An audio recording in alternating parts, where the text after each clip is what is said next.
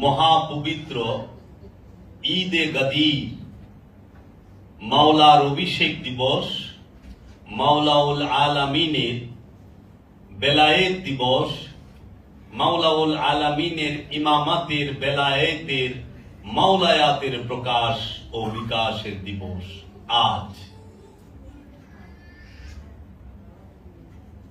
আল্লাহর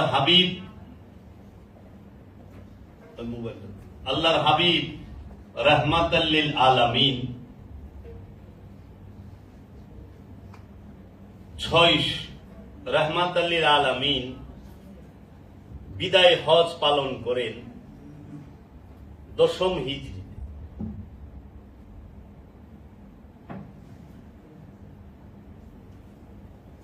632 খ্রিস্টাব্দে, ইংরেজি সনে 632 খ্রিস্টাব্দে 6 মার্চ আনুমানিক বলা হয়, মার্চ মাসের 6 তারিখে এই বিদায় হজ অনুষ্ঠিত হয়। 10 হিজরি জিলহজ মাসের বিদায় হজ পালন করে আরাফাতের ময়দানে আল্লাহর হাবিব বিদায় হজের ভাষণ দেন, বিদায় হজের খুতবা দেন। বিদায় হজের খুতবা 9 জিলহজ শুক্রবার রাহমাতাল লিল আলামিন মুহাম্মদ সাল্লাল্লাহু আলাইহি ওয়াসাল্লাম আরাফার ময়দানে ঐতিহাসিক বিদায় হজের ভাষণ প্রদান করেন, যেটি ইংরেজি ক্যালেন্ডারে 6 মার্চ 632 সালে অনুষ্ঠিত হয়। ঠিক এই বিদায় হজের ভাষণ দিয়ে, বিদায় হজের খুতবা দিয়ে আল্লাহর হাবিব হজ সম্পূর্ণ করে ঈদ পালন করে মদিনার উদ্দেশ্যে মক্কা থেকে রওনা হন।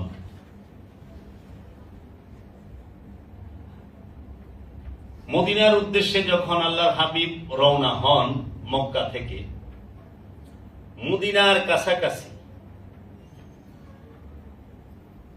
একটি স্থান আছে, মক্কা থেকে দূরে মদিনা থেকে কাছে, মানে মাঝামাঝি অবস্থানে, যে স্থানটাকে বলা হয় খুম। খুম শব্দের অর্থ হইল জলাশয়, যে আমরা বলি না পুকুর অথবা ডাঙ্গা বলি না, যেখানে পানি জমে আছে। 1,29,000 সাহাবী, 1,29,000 সাহাবায়ে কেরাম তথা 1.25 লক্ষ সাহাবায়ে কেরামকে নিয়ে মক্কা মুকাররমা থেকে মদিনার উদ্দেশ্যে আল্লাহর হাবিব যখন যাত্রা করেন, সেই যাত্রা পথে মধ্যবর্তী স্থানে খুম নামক জায়গায় সেই সমস্ত সাহাবায়ে আজমাইনকে একত্রিত করে উটের পৃষ্ঠে একটি স্টেজ তৈরি করা হয়। সেই উটের পৃষ্ঠে স্টেজ তৈরি করার আগে এই কাফেলার অনেক সাহাবায়ে আজমাইন সামনে চলে গেছিল, তাদেরকে পিছনে আনা হয়েছে। যারা পিছনে ছিল তাদেরকেও সেই নির্দিষ্ট স্থানে আনা হয়েছে। এর জন্য এই যাত্রা পথের মধ্যেই আল্লাহর হাবিবের কাছে ওহী নাজিল হন, কোরআনের আয়াত নাজিল হয়। সেই আয়াতটি হচ্ছে সূরা আল মাইদা, এটার 67 নম্বর আয়াত।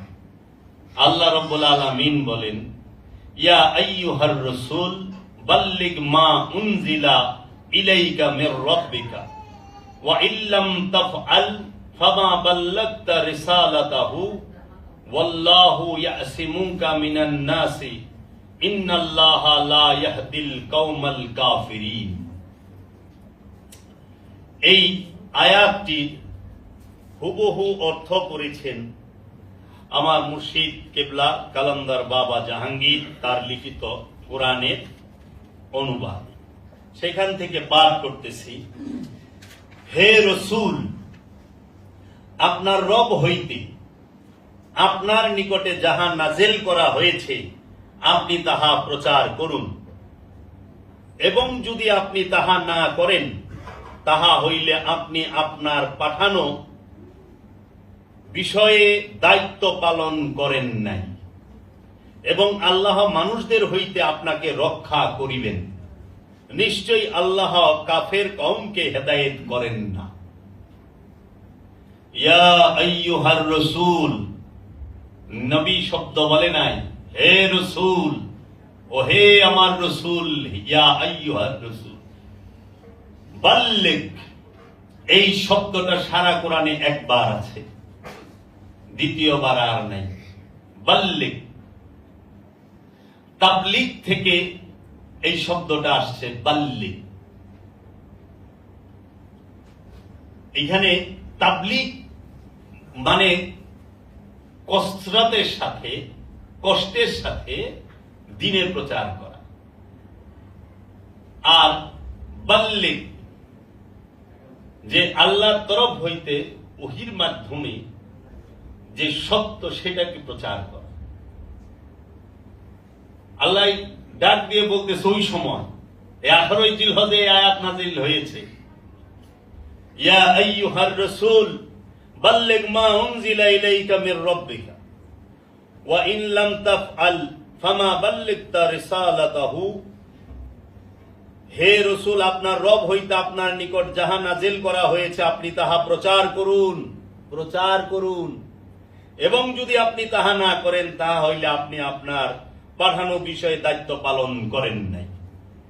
এই আয়াত নাজিল হওয়ার সাথে সাথে আল্লাহর হাবিব গাদিরে খুম নামক স্থানের মধ্যে সমস্ত সাহাবায়ে আজমাইনের যে কাফেলা সেইটিকে রুখে দেয়, ওইখানে সমবেত হওয়ার জন্য বলেন, এবং বলেন যে একটি স্টেজ তৈরি করো, একটি স্টেজ তৈরি করো।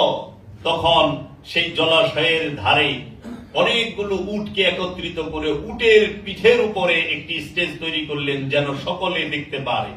কারণ সাহাবা তো 1.25 লক্ষর উপরে, 1.25 লক্ষ মানুষ, কিন্তু একটা দুটো মানুষ না, অনেক মানুষ। সেই সময় মাইক ছিল না, সেই সময় কোনো সাউন্ড সিস্টেম ছিল না, এত দূর মানুষের কাছে এই খবরটা কিভাবে পৌঁছে? এজন্য কাসেট থাকে, সংবাদদাতা থাকে, সেই সংবাদটা শুনে কে শেষ পর্যন্ত পৌঁছায়া দেয়। তাই আল্লাহর হাবিব উটের পিঠে যে স্টেজ, সেই স্টেজের উপরে মাওলা আলী কারামাল্লাহু ওয়াজহুকে নিয়ে উঠলেন। সবাইকে জিজ্ঞেস করলেন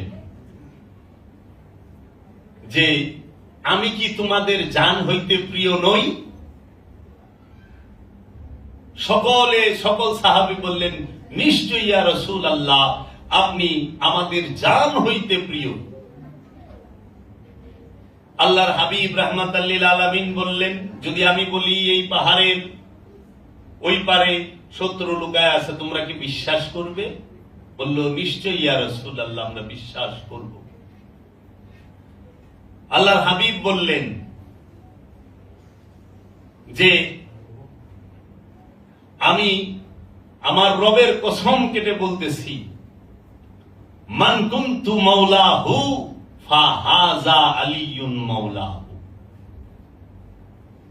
আমি যার মাওলা এই আলীও তারই মাওলা। মান কুনতু মাওলাহু, আমি যাহার মাওলা, যে আমাকে মাওলা মানে, মাওলা মানে অভিভাবক। এই কাজী এদিকে মাওলা মানে অভিভাবক, আমাকে যে অভিভাবক মানে, ফা সুতরাং হাজা, এইটা এই আলী, জালিকা কয় না, হাজা এই যে আলী, হাজা আলিউন মাওলাহু, এই যে আলী সেও তার অভিভাবক। রাসূল যার অভিভাবক, মাওলা আলীও তার অভিভাবক। আল্লাহ রাসূল বললেন, এই হাদিস শরীফ মিশকাত, তিরমিজি, বুখারী সবখানে আছে, এটা মাশহুর হাদিস। তখন আল্লাহর হাবিব বললেন, ইয়া রব্বুল আলামিন,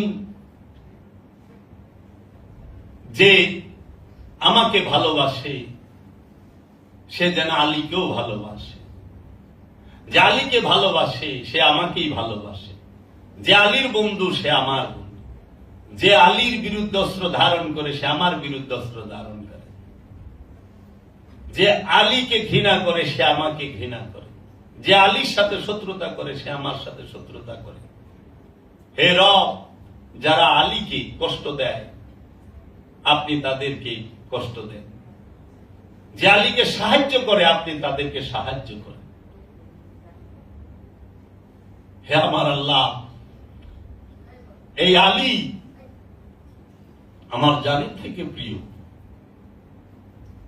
সমস্ত সাহাবায়ের সামনে বললেন, আলীর মর্যাদা আমার কাছে সেই রকম, এই দেহের মধ্যে মাথার মর্যাদা যেই রকম, আলীর মর্যাদা আমার কাছে সেই রকম, এই দেহের মধ্যে প্রাণের মর্যাদাটা যেই রকম। এই আলী এই পৃথিবীতে জাহেরে বাতেনে, পৃথিবীতে এবং আখেরাতে সব স্থানে আলী আমার ভাই। আমি আর আলী একই নূরের দুই টুকরা। তখন বললেন আল্লাহর হাবিব একটি হাদিস, আনা তারাকতুম ফিকুমুস সাকলাইন, যেটাকে হাদিসে সাকলাইন বলে সমাজে পরিচিত।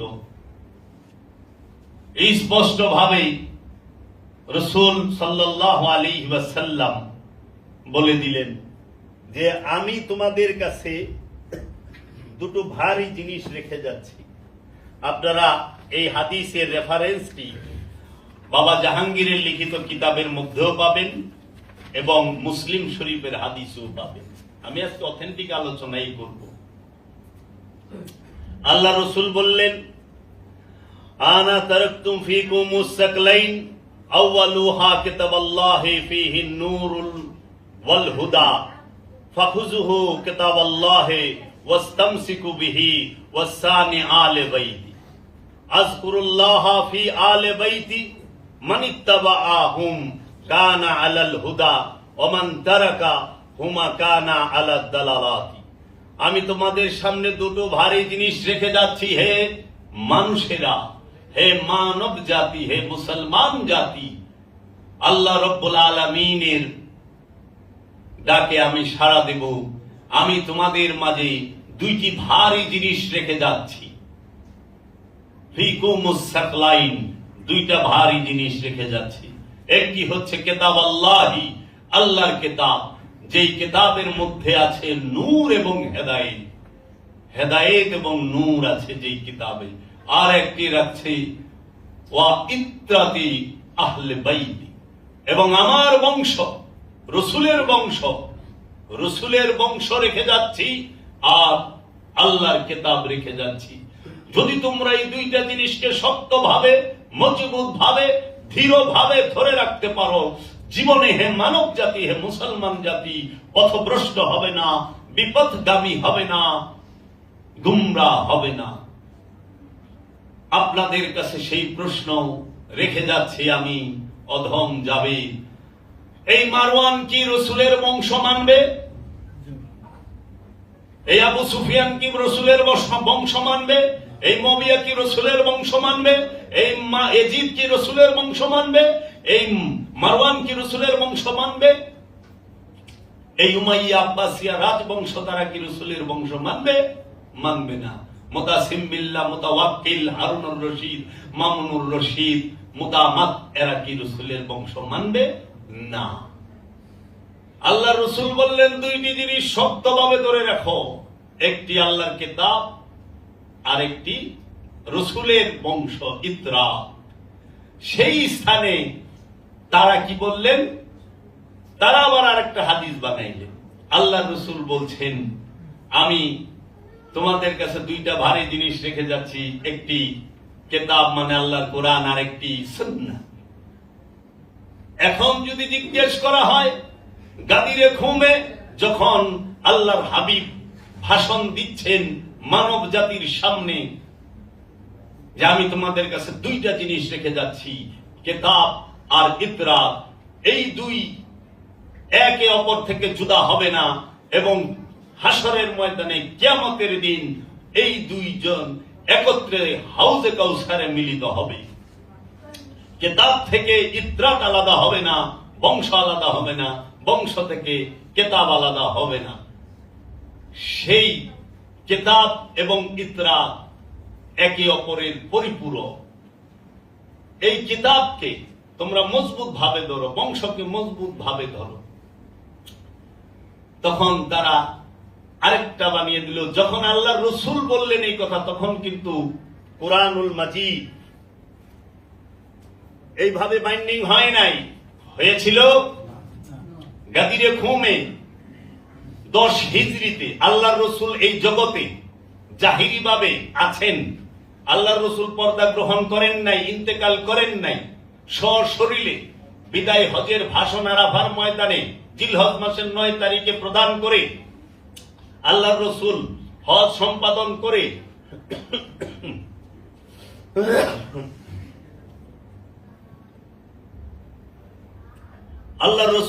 সম্পাদন করে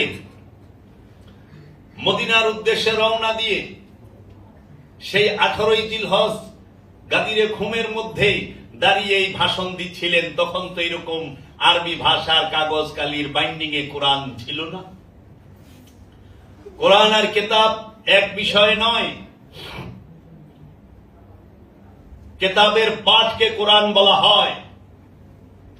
কিতাবের মধ্যে কোরআনকে সংরক্ষণ করে রাখা হয়েছে লৌহে মাহফুজে। কিয়ামতের দিন প্রত্যেক মানুষকে, মানুষের ঘরের এখানে কিতাব প্রকাশ করা হবে। সূরা বনী ইসরাইল পড়ে দেখেন। সেই কিতাব কোন কিতাব? সেই কিতাব জিন্দা কিতাব, যেই মাওলা আলী নিজেই আল্লাহর রসুলের রব্বুল আলামিনের নূরের কিতাব, এবং মাওলা আলী নিজেই আল্লাহর রসুলের রব্বুল আলামিনের বংশ, নূরের বংশ। যেই মাওলা আলীকে অনুসরণ করবে সেই কিতাবকে অনুসরণ করবে। যখন এই কথা ডিক্লিয়ার দিলেন এবং মাওলা আলী সম্পর্কে আল্লাহর হাবিব বললেন, মান কুনতু মাওলাহু ফাহাযা আলিয়ুন মাওলাহু, আমি যার মাওলা আলীও তার মাওলা। তারপরেই কোরআনের আয়াত নাজিল হইল। এই সূরা মায়েদারি আয়াত নাম্বার হচ্ছে 3। আপনারা যদি খুলে দেখেন, আল্লাহর রাসূল বলতেছেন, আল ইয়াউমা আকমালতু লাকুম দীনাকুম ওয়া আকমালতু আলাইকুম নি'মাতি ওয়া রাদিতু লাকুমুল ইসলাম দীনা। আজ আমি তোমাদের দিনকে পরিপূর্ণ করে দিলাম। দিন পরিপূর্ণ হয়েছে কবে? 18ই জিলহজে গাদিরে খুমের দিন। গাদিরে খুমে আল্লাহর হাবিবের ডিক্লিয়ারের পরে দিন পরিপূর্ণ হয়েছে। এর আগে দিন পরিপূর্ণ ছিল না। একমাত্র 18ই জিলহজে গাদিরে খুমের মধ্যে আল্লাহর হাবিব যেই দিন মাওলায়াতের ঘোষণা করলেন, ইমামাতের ঘোষণা করলেন, সেই দিন দিন পরিপূর্ণ হয়েছে। সূরা মায়েদা আয়াত নাম্বার 3 শেষের অংশ দেখুন। আজ আমি তোমাদের দিনকে পরিপূর্ণ করে দিলাম এবং তোমাদের উপর আমার নিয়ামতকে পরিপূর্ণ করিয়া দিলাম এবং তোমাদের জন্য ইসলামকে দিন হিসেবে পছন্দ করিলাম। মাওলা আলী আমাদের জন্য নিয়ামত, যারা মুসলমান তাদের জন্য। মাওলা আলীর অভিষেকের দিনই আল্লাহ রাব্বুল আলামিন বলছে, তোমাদের জন্য ইসলামকে দিন হিসেবে পছন্দ করিলাম। আর এই দিনটি কেন আমরা ঈদ বলি, ঈদ মুবারক বলি? কারণ এই দিনে আল্লাহ রাজি হয়েছেন। এই দিনে আল্লাহ রাজি হয়েছেন। সূরা মায়েদা বলতেছে, আজ আমি তোমাদের দিনকে পরিপূর্ণ করিয়া দিলাম এবং তোমাদের উপর আমার নিয়ামতকে পরিপূর্ণ করিয়া দিলাম।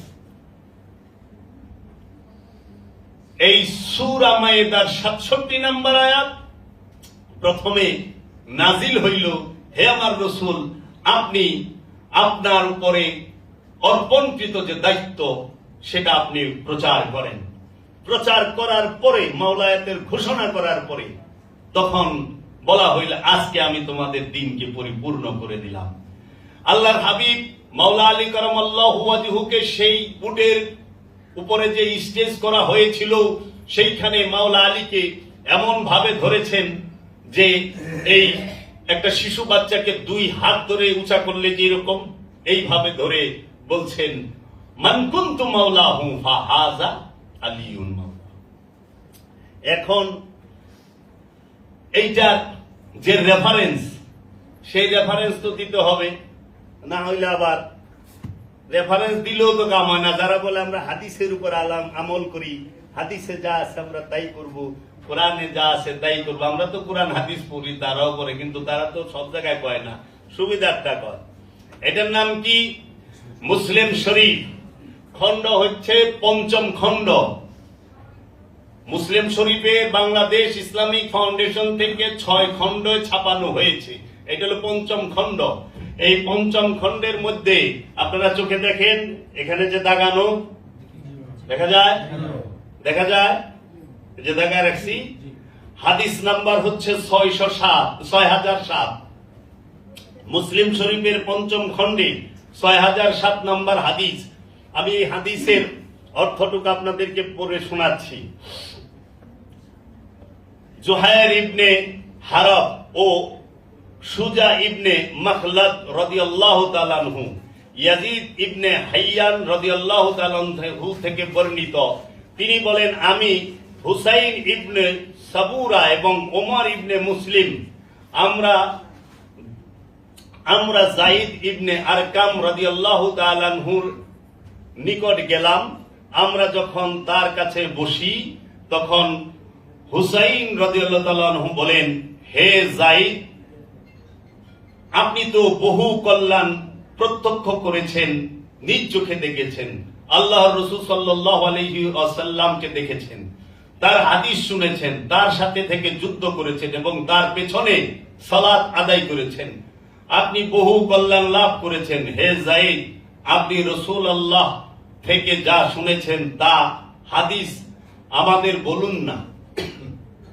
যায়েদ রাদিয়াল্লাহু তাআলা আনহু বললেন,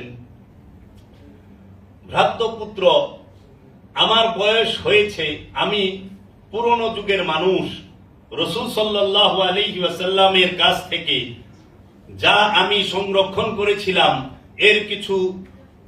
এর অনেক কিছু ভুলে গিয়েছি, তাই আমি যা বলি তা কবুল করো, আর আমি যা না বলি সে ব্যাপারে আমাকে বাধ্য করো না।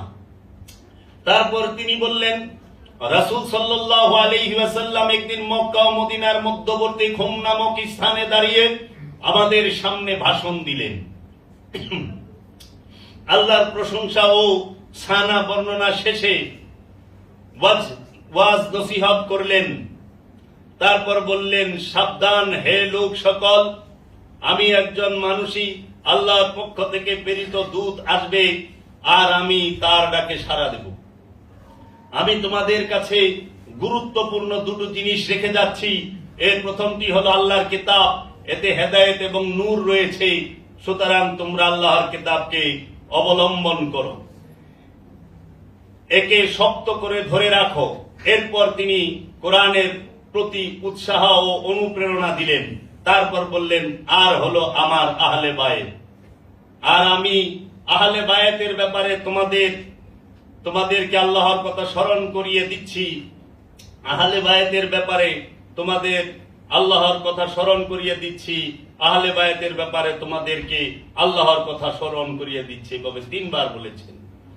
হুসাইন রাদিয়াল্লাহু তাআলা আনহু বললেন, রাসূল সাল্লাল্লাহু আলাইহি সাল্লামের আহলে বায়াত কারা? হে যায়েদ, প্রশ্ন করেছিলেন, রাসূল সাল্লাল্লাহু আলাইহি সাল্লামের বিবিগণ কি আহলে বায়াতের অন্তর্ভুক্ত নন? যায়েদ রাদিয়াল্লাহু তাআলা আনহু বললেন, বিবিগণও আহলে বায়াতের অন্তর্ভুক্ত, তবে আহলে বায়াত তারাই যাদের জন্য যাকাত গ্রহণ হারাম। হুসাইন রাদিয়াল্লাহু তাআলা আনহু বললেন, এসব লোক কারা?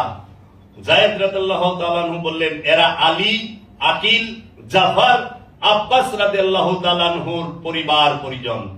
হুসাইন রাদিয়াল্লাহু তাআলা আনহু বললেন, এদের সবার জন্য যাকাত হারাম। যায়েদ রাদিয়াল্লাহু তাআলা আনহু বললেন, হ্যাঁ। পাইছেন আহলে বায়াত কারা? স্পষ্ট করে দিছে না। বিবিগণ আহলে বায়াত হয় না কেন? হইতেও পারে, হয়ও না কেন? বিবি তালাক হয়, আহলে বায়াত তালাক হয় না। বিবি তালাক হয়, এর জন্য আল্লাহর রাসূলের বিবিগণ, উম্মুল মুমিনিনগণ, তারা আহলে বায়াত আবার আলে বায়াত না। এর জন্য আল্লাহর রাসূল একদিন একটি কালো রঙের চাদর গায়ে দিয়েছিলেন। মা আয়েশার ঘরে আল্লাহর রাসূল অবস্থান করতেছিলেন। এমন সময় মহানবী ডাকলেন মাওলা হাসানকে, এই চাদরের নিচে আসো। তারপরে ডাকলেন মাওলা হুসাইনকে, চাদরের নিচে আসো। তারপরে ডাকলেন মাওলা আলীকে, তারপরে ডাকলেন মা ফাতেমাকে। ডেকে চাদর দিয়ে জড়িয়ে ধরে বললেন, হে আমার রব, এরাই আমার বংশ, আহলে বায়াত, এরাই আমার বংশ। এই হাদিস আবার মা আয়েশাকে দিয়ে বর্ণনা করা হয়েছে। মা আয়েশাই বর্ণনা করেছে, পাক পাঞ্জাতন আমরা যাহাকে বলে থাকি। এখন আমরা যেভাবে এই হাদিসের রেফারেন্স দিলাম, মুসলিম শরীফে ৫ম খণ্ডের ৬০০৭ নম্বর হাদিস পড়ে শুনাইলাম। ইসলামিক ফাউন্ডেশন থেকে ছেপেছে, এটার মধ্যে স্পষ্ট কাদিরে ঘুমের কথা আছে। তাই যাহারা বলে আমরা আহলুল হাদিস, আমরা হাদিস ও কোরআনের উপর আমল করি, তাহারা এই হাদিস দেখেন নাই। তাহারা ঈদে গাদিরে ঘুমের কথা কেন অস্বীকার করলেন? তাহারা কেন ঈদে গাদিরকে মানেন না? কারণ কি? তাহলে তারা কি হাদিসের প্রকৃত অনুসরণ করে? আর কোরআনের আয়াত নাযিল হয়েছে। এখন আসেন আল্লাহ আল্লাহ রসুল সম্পর্কে, আল্লাহ রসুলের বংশ কারা, এই 5 জনের নাম কোরআনে বলা হয়েছে। আপনারা যদি জানতে চান তাহলে লিখবেন আয়াতে মুবাহেলা, আয়াতে তাতহীর, সঙ্গে সঙ্গে দেখবেন আয়াতে মুবাহেলা এবং আয়াতে তাতহীর আপনার সামনে আসবে। এখন তো অনেক কিছুই গবেষণা করা সহজ হয়ে গেছে। এই আয়াতে মুবাহেলার মধ্যে আল্লাহর হাবিব যখন ইহুদি যারা ছিল ইয়ের মধ্যে মদিনায়, তারা যে কোনো একটা বিষয় নিয়ে আল্লাহ রসুলের সাথে তর্কে করেছিলেন, তখন আল্লাহ রসুল বলল যে তর্ক না করে চলো আমরা মিথ্যাবাদীর উপরে নান্নত বর্ষণ করি। যারা মিথ্যাবাদী হবে তারা আল্লাহ, তাদের উপরে যেন আল্লাহর গজব পড়ে। তখন আল্লাহ রসুল বললেন,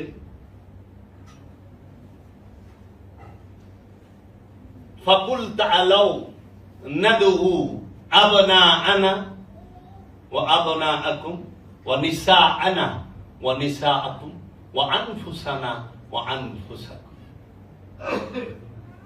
লানাতুল্লাহি আলাল কাযিবিন।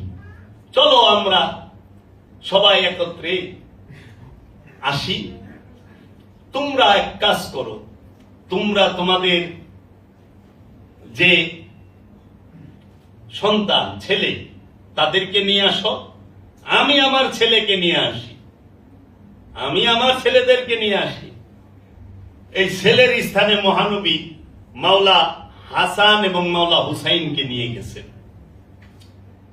আল্লাহ রসুল বলেছেন, এক কাজ করো, তোমরা তোমাদের নারীদেরকে নিয়ে আসো, আমি আমার নারীকে নিয়ে আসি। সেই নারীর স্থানে মহানবী সাইয়েদনা মা ফাতেমাকে নিয়ে গিয়েছিলেন এবং আল্লাহর হাবিব বললেন, ওয়া আনফুসানা, তোমরা তোমাদের নফসগুলোকে নিয়ে আসো, আমি আমার নফসকে নিয়ে আসি, আমার প্রাণকে নিয়ে আসি। নফসের স্থানে, প্রাণের স্থানে মাওলা আলী আলাইহিস সালাতু ওয়াস সালামকে নিয়েছেন। এটা কোরআন, এটা কোরআন, কোরআনুল কারীমের আয়াত, আয়াতে মুবাহেলা। যাকে বলা হয় মুবাহেলার আয়াত। মুবাহেলা হয়, মুনাজেরা হয়। ইসলামে বাহাস বলতে কিছু নাই। বাহাস মানে তর্ক। তর্ক ইসলাম করে না। ইসলাম সবুত দেয়, ইসলাম দলিল দেয়, বুরহান আছে ইসলামের কাছে। তখন আল্লাহ রসুল মাওলা আলীকে প্রাণ বলছেন। রসুলের প্রাণের নাম আলী, রসুলের নফসের নাম আলী, রসুলের নেশার নাম ফাতিমা, রসুলের ছেলের নাম হাসান, হুসাইন, রসুলের ছেলের নাম। এই যে হাদিস এবং কোরআনের সাথে মিল, যে চাদরের নিচে আল্লাহর হাবিব মাওলা হাসান হুসাইনকে, মাওলা আলীকে এবং মা ফাতেমাকে যে নিলেন, আবার মুবাহেলার মধ্যে এই 5 জনকে নিছে, অন্য কাউকে নেন নাই। যখন তারা এই 5 জনের রূপ দেখেছেন, এই ইহুদিরা চরণে পড়ে গেছেন আল্লাহ রসুলের, যে আপনারা হাত তুলেন না, নিশ্চয়ই আপনারা যদি হাত তুলেন আমরা ধ্বংস হয়ে যাব। ভয় পায় গেলেন। তখন আল্লাহর হাবিব রাহমাতাল লিল আলামিন তিনি বললেন যে আমি তোমাদের কাছে কিছুই চাই না, হে মানব সকল, তোমাদের কাছে আমি কোনো আদর চাই না, কোনো কিছুই চাই না, বিনিময় চাই না। আল্লাহ রসুল বললেন কুল্লা আসআলুকুম আজরান মাওয়াদ্দাতা ফিল কুরবা, আমি তোমাদের কাছে আমার নিকটবর্তী যারা, আমার আহলে বায়ত যারা, আমার বংশ যারা, তাদের মহব্বত ছাড়া তোমাদের কাছে আমি আর কিছু চাই না, কোনো বিনিময় চাই না তোমাদের কাছে। রেসালাতের বিনিময়, নবুয়তের বিনিময়, উবুদিয়াতের বিনিময় আমি তোমাদের কাছে চাই না। শুধুমাত্র চাই একটা জিনিস, তোমরা আমার বংশকে মহব্বত করো। আল্লাহ রসুল কোরআনে বলেছেন যে তোমরা আমার বংশকে মহব্বত করো। বিপরীতে কি করলো? সেই উম্মতে মুহাম্মদীর মধ্যেই একদল পথভ্রষ্ট, তারা আল্লাহ রসুলের বংশকে কুবায়া কাটলেন, আল্লাহ রসুলের বংশকে নির্মম ভাবে অত্যাচার করলেন, আল্লাহ রসুলের বংশকে সমূলে উৎপাটন করার চেষ্টা করলেন। বিনিময় কি দিয়েছেন? কোরআন। কোরআন থেকে বলা হচ্ছে আমি তোমাদের কাছে কোনো কিছু চাই না।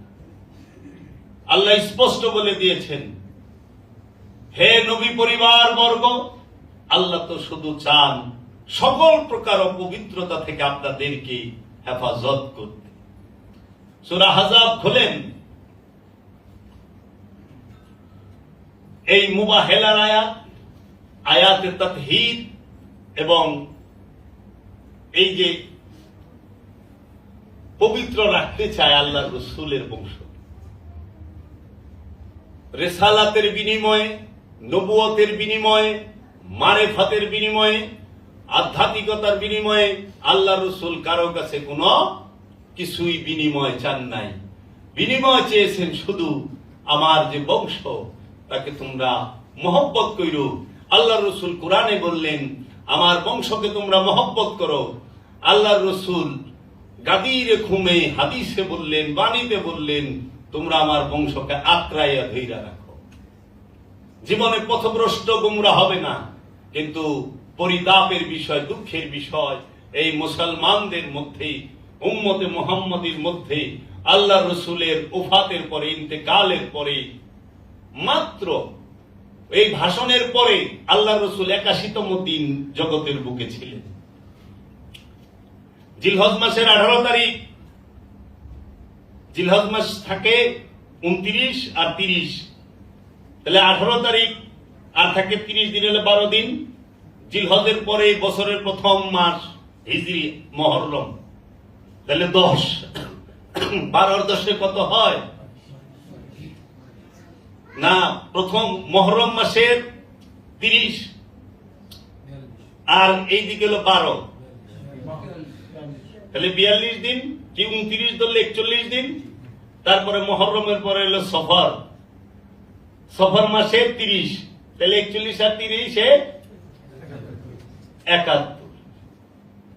তাহলে সফরের পরে আসে রবিউল আউয়াল, সেখানে 1 তারিখ। তাহলে বিদায় হজ হইল জিলহজ মাসের 10 তারিখ, ঈদ হইল। এর থেকে 81তম দিনে আল্লাহ রসুল পর্দা গ্রহণ করলেন। আর বিদায় হজ থেকে এই গাদিরে খুম থেকে 71তম, 71 না, বিদায় হজের দিনে 73তম দিন পরে আল্লাহ রসুল পর্দা গ্রহণ করলেন। একটু হিসাব করে দেখেন, আখেরি চাহার সোমবার যেটাকে বলা হয় সফর মাসের শেষ বুধবার 25 তারিখ, সফর মাসের 25 তারিখ শেষ বুধবার, তারপরের বুধবার আর রসুল জগতে জাহিরি ভাবে ছিলেন না, সোমবারে পর্দা গ্রহণ করছেন। তো সেই সোমবার যায় পরে রবিউল আউয়াল মাসের 1 তারিখ অথবা 2 তারিখ। এই 1 অথবা 2 অবলিকটারে উঠাই দিলে হয়ে যায় 12। তাহলে 12 তারিখে কি তুমি মিলাদুন নবী করবা না সিরাতুন নবী করবা? কিন্তু সবচেয়ে আশ্চর্যের বিষয় হইল আল্লাহ রসুলের জন্ম আবির্ভাবের সাল কয় ইংরেজি 570 খ্রিস্টাব্দে, তারিখ কয় হিজরি 12 রবিউল আউয়াল। সবচেয়ে বড় ফাঁকা ঝুঁকি না?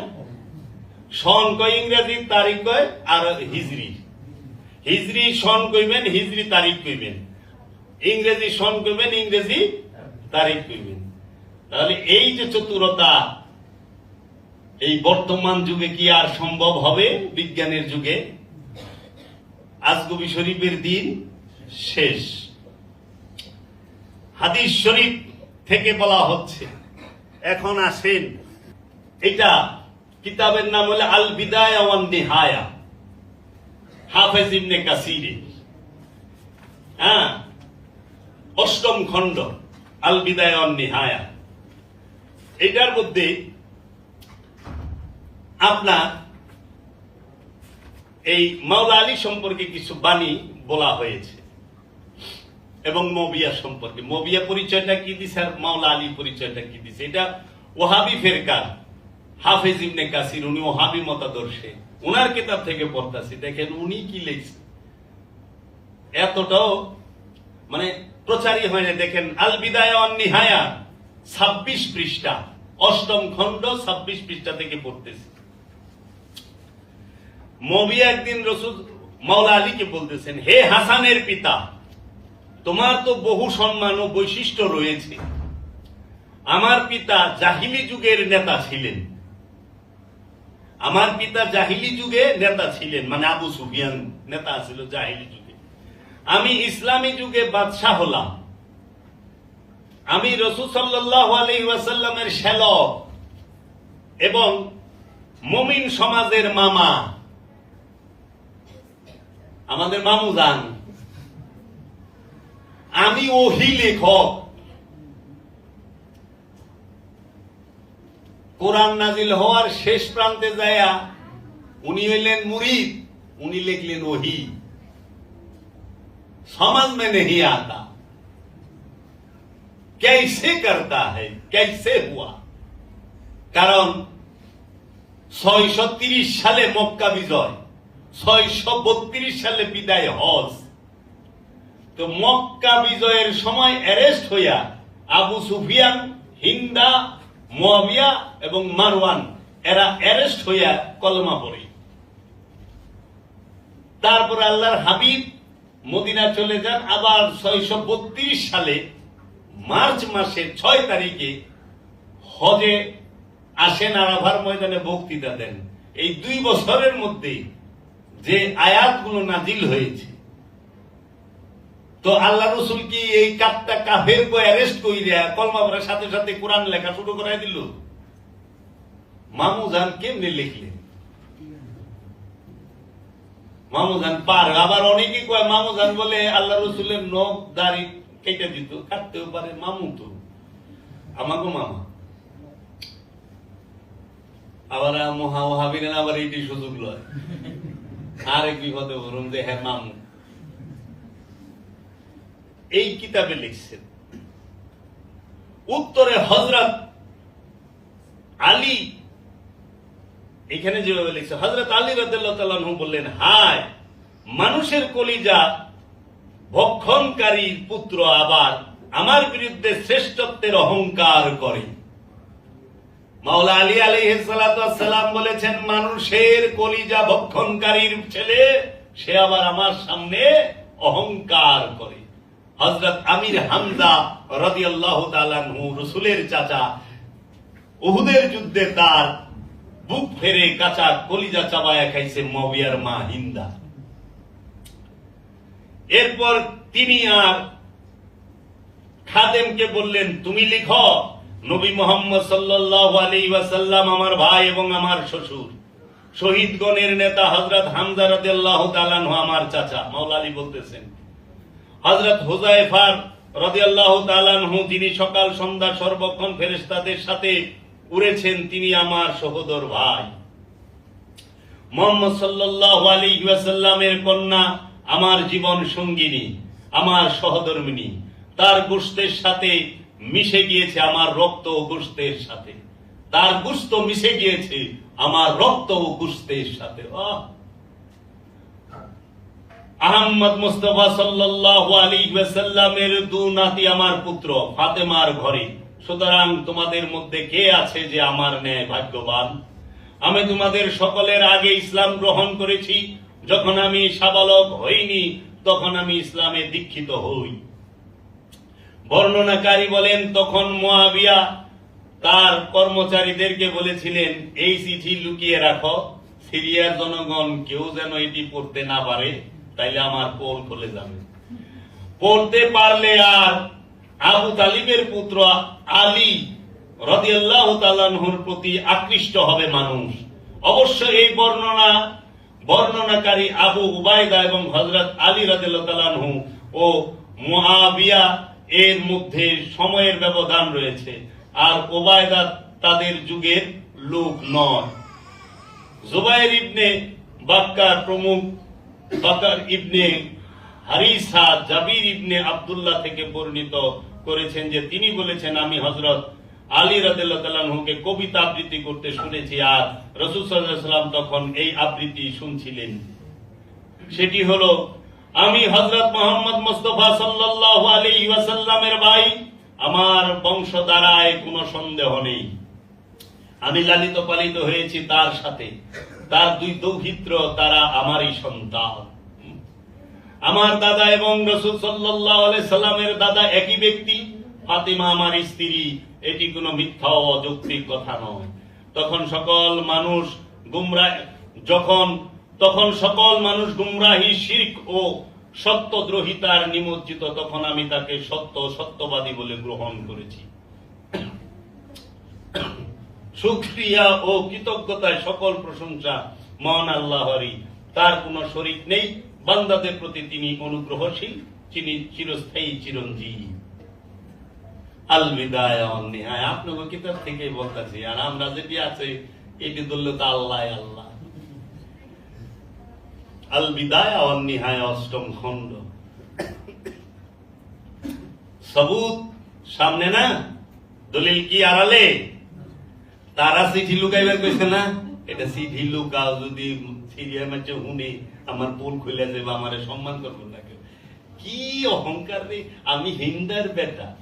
ওরে বাবা, তাহলে সেই মাওলা আলী আলাইহিস সালাতু ওয়াস সালামের যে শান, মান, মর্যাদা কেন বর্ণনা করা হলো না? কোন কারণে? সেটা কি ইসলামের বৃহত্তর স্বার্থের কারণে না রাজনৈতিক কারণে? অবশ্যই রাজনীতির কারণে। তাই আমরা বলতে চাই যে এই পৃথিবীতে সর্বশ্রেষ্ঠ ঈদ হচ্ছে দুইটা। মুসলমানদের ঈদ দুইটা হইল হাকিকি, দুইটা হইল মেজাজি, আনুষ্ঠানিক।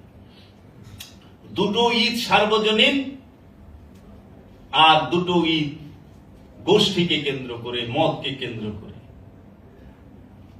হাকিকি ঈদ, জগতের সর্বশ্রেষ্ঠ ঈদ হচ্ছে কুল কায়নাতের জন্য রাহমাতাল লিল আলামিন মুহাম্মদ মুস্তাফা সাল্লাল্লাহু আলাইহি ওয়াসাল্লামের আবির্ভাবের দিন, ঈদুল ঈদে মিলাদুন নবী সাল্লাল্লাহু আলাইহি ওয়াসাল্লাম।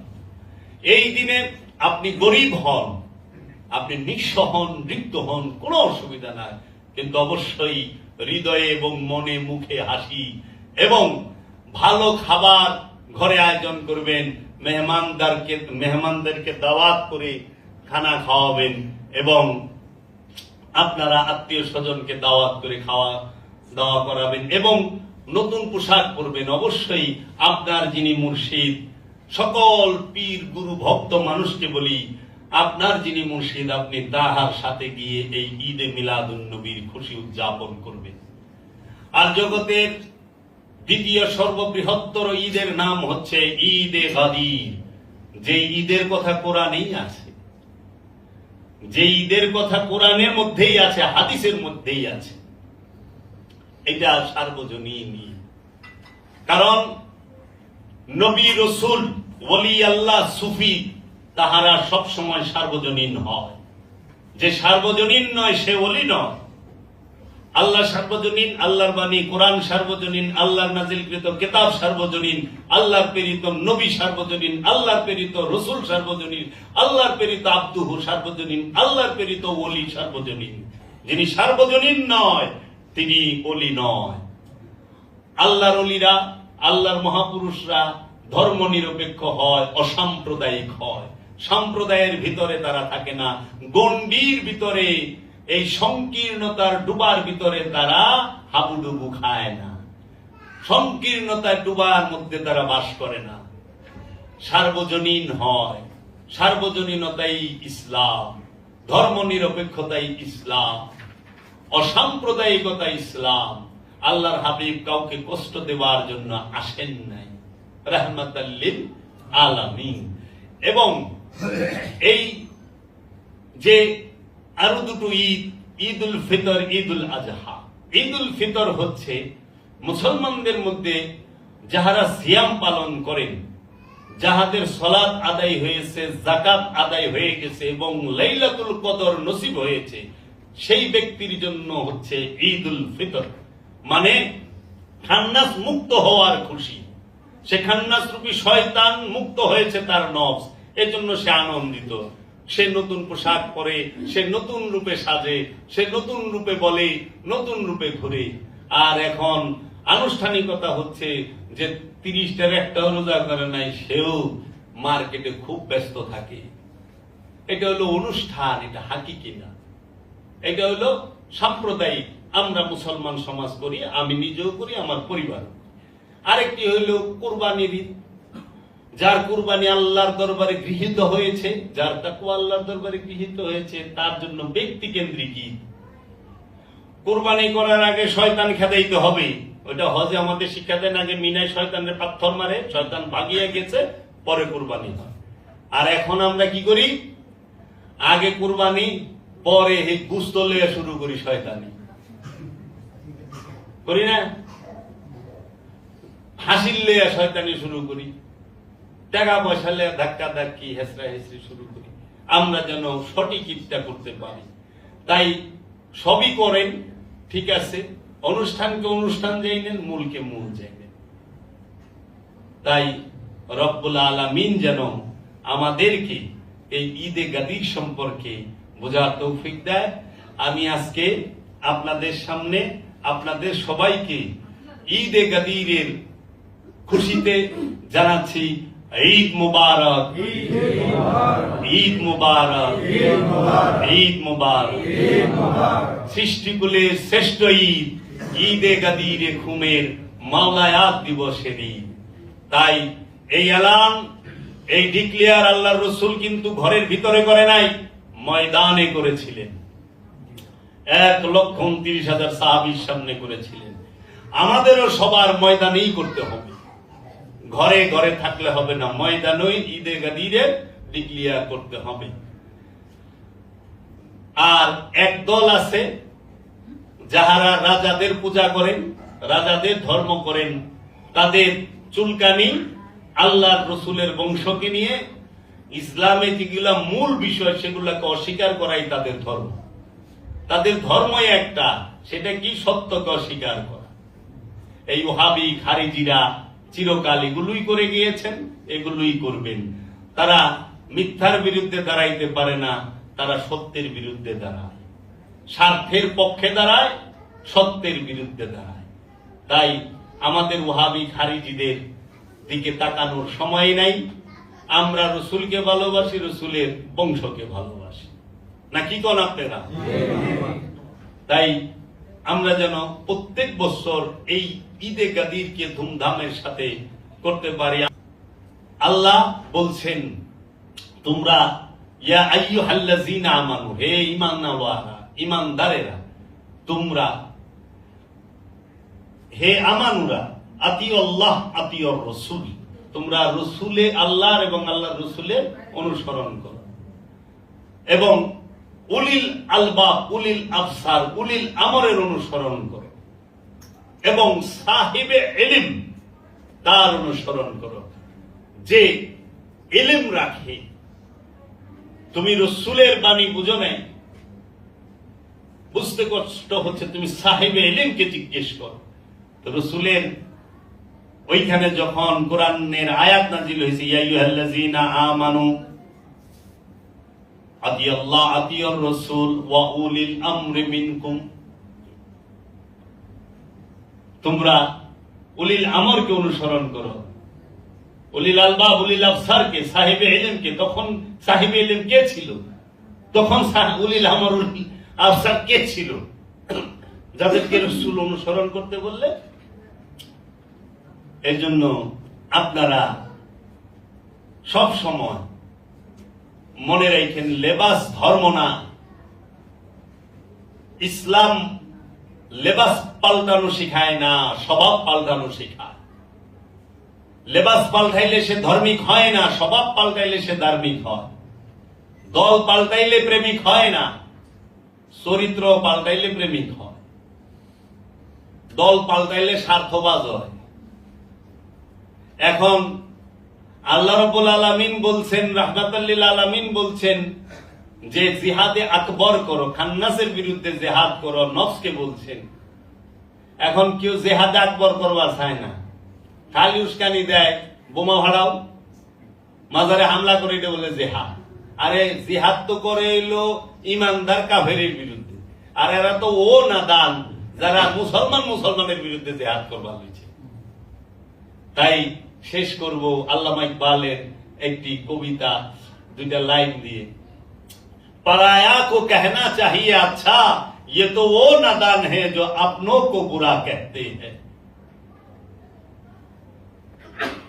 আল্লামা ইকবাল বলছেন, तकब्बुर का ये आलम तो देखो, हर बात को, हर आवाज को आवाज साबा कहते हैं। এদের অহংকারের আস্ফালনটা তাকায়া দেখেন, এরা তাদের নিজের আওয়াজটারে খোদার আওয়াজ বলে প্রচার করে। আর তারা কি করে? তারা বলে যে কি ইসলামে আছে যে অন্যকে, পর কেউ ভালো বলতে হয়, প্রশংসা করতে হয়। আর ইয়ে তো ও কমবত হ্যাঁ, এটা তো ওই অপদার্থ, নাদান হ্যাঁ, जो अपनों को बुरा कहते हैं। এক মুসলমান বাইরে ও মুশরিক কইবা দিছে, ও মুরতাদ কইতাছে, ও কাফের কইতাছে, এটা কমবত। তাই বলছে, नफरतों का असर तो देखो, अभी जानवरों पे भी बंटवारा हो गया। गाय हिंदू बन गया और बकरा मुसलमान हो गया। और প্রতিহিংসার বিস্তারটা দেখো, যে এখন পশুর মধ্যেও বাটাবাটি করে লইছে। গায় রে হিন্দু, গায় হলে হিন্দু গো মা, আর বকরা মুসলমান गो कुर्बानी दे, बकरा मुसलमान हो गया। जितना हरा और पीला सब्जी ये हिंदुओं का है, और बचा हुआ सब मुसलमानों का है। तो हिंदुओं का तकदीर में टमाटर और गाजर ही रह गया। जितना लाल और हलुद सब्जी सब हिंदू गो, और जो तो सबुज सब्जी सब मुसलमान गो। और हिंदू कपाले तो टमेटो और गाजर ही रही, আমরা লাল আর হলুদ আর সব সবুজ আবঙ্গ। বেচারা তরমুজ वो मुसीबत में फंसा हुआ है। वो तो बाहर से मुसलमान है, अंदर से हिंदू है, ये किसकी हिस्से में जाएगा? कहे बेचारा তোর মজু পড়ছে বিপদে, এ কার বাটে যাইবে? তো বাইরের থেকে মুসলমান দেখতে, ভিতরে তো হিন্দু লাল, বাইরে সবুজ ভিতরে লাল। এই তো করতেছে আমাদের সমাজের মধ্যে। এই হিংসা হিংসি বাদ দিয়া যদি পারেন শান্তি, শৃঙ্খলা, নম্রতা, ভদ্রতা, বিনয়, প্রেম নিজের জীবনে প্রতিষ্ঠিত করেন, রাষ্ট্রে কোরআনের আইন প্রতিষ্ঠিত করবেন না নফসের উপরে কোরআনের আইন প্রতিষ্ঠিত করবেন বিবেচনা করেন। নিজের মনে প্রাণে কোরআনকে তফসির করেন, কোরআনের আদর্শকে, রসুলের আদর্শকে মনে প্রাণে ধারণ করেন। और या मोहम्मद रोज अजल से या मोहम्मद रोज